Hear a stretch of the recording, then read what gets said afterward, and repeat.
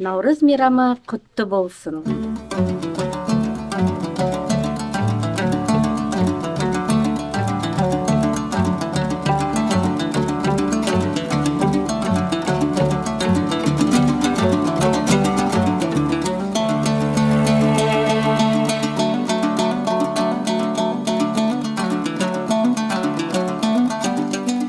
Главный праздник — это праздник символ обновления, символ весны, символ Нового года.